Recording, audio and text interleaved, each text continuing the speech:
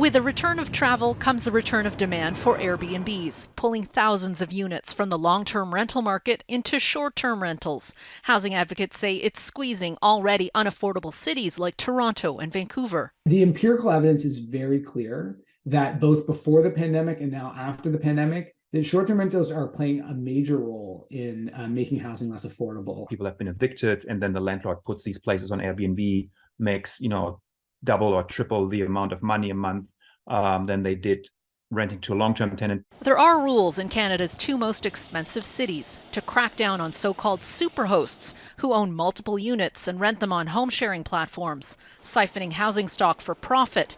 Data firm AirDNA says regulation has made a difference. Most people respect the law, and as a result, when you enact these regulations, it really slows the growth in listings. And Airbnb tells Global News it works closely with policymakers to ensure rules are followed. The San Francisco-based company says most of its users are renting space within their home to help make ends meet. In Canada, 53% of our hosts say they use income from hosting to cover the cost of living. 47% say it's helped them stay in their homes. And yet the data shows that there are ways to get around laws. A fire in Montreal in March killed 7 people. 6 were staying in illegal Airbnb units.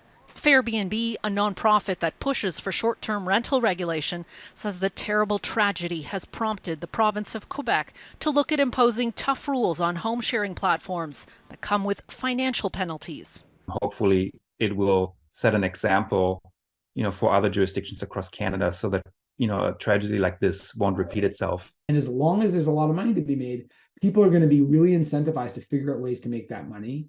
And that means that governments need to act, strongly. And Gaviola, Global News, Toronto.